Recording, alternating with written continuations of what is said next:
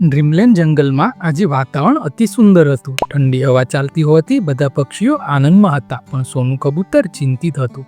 તે વિચારી રહ્યું હતું કે જો વર્ષા ઋતુ આવશે તો શું થશે.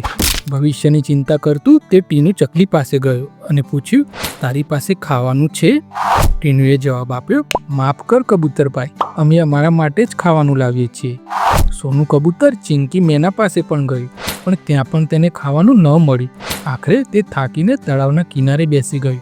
તે વિચારી રહ્યું હતું કે વર્ષા ઋતુમાં જ્યારે બધા ઘરમાં રહેશે ત્યારે ખાવાનું ક્યાંથી આવશે. તે સમયે એક દેવી પ્રગટ થઈ અને કહ્યું, સોનું કબૂતર, તું આટલું ચિંતિત કેમ છે? કબૂતરે તેના મનની વાત કહી. દેવી હસીને બોલી, તારા માળામાં એક ખાલી ટોપલું મળશે, તેમાં દરરોજ જે ફળ તું ખાય તેના ઝાડનું એક પાંદડું મૂકી દેજે. દેવી આ કહીને ગાયબ થઈ ગઈ. સોનું કબૂતરે આજથી જ આ નિયમ પાળવાનું શરૂ કર્યું. જ્યારે વર્ષા ઋતુ શરૂ થઈ ત્યારે બધાને ખાવાનું મળવાનું બંધ થઈ ગયું. ત્યારે પક્ષીઓ બહુ હેરાન થયા. ત્યારે સોનું કબૂતરે તેમને ટોપલું બતાવ્યું. બધા આશ્ચર્યચકિત થઈ ગયા, કારણ કે તે પાંદડાઓ હવે સ્વાદિષ્ટ ફળોમાં બદલાઈ ગયા હતા.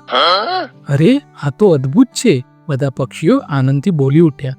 સોનું કબૂતર હસીને બોલ્યું, તમે જો અગાઉથી તૈયારી રાખો તો મુશ્કેલીનો સામનો કરવો નહીં પડે. આ અનુભૂતિથી બધા પક્ષીઓએ નક્કી કર્યું કે આવતીકાલની પણ ચિંતા કરવી જરૂરી છે.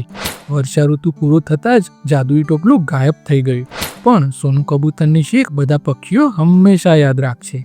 તો મિત્રો, વાર્તા સારી લાગે તો લાઈક કરજો, ચેનલને સબસ્ક્રાઈબ કરજો. મળીશું બીજા વિડીયોમાં. જય હિન્દ, જય ભારત, જય જય ગરવી ગુજરાત.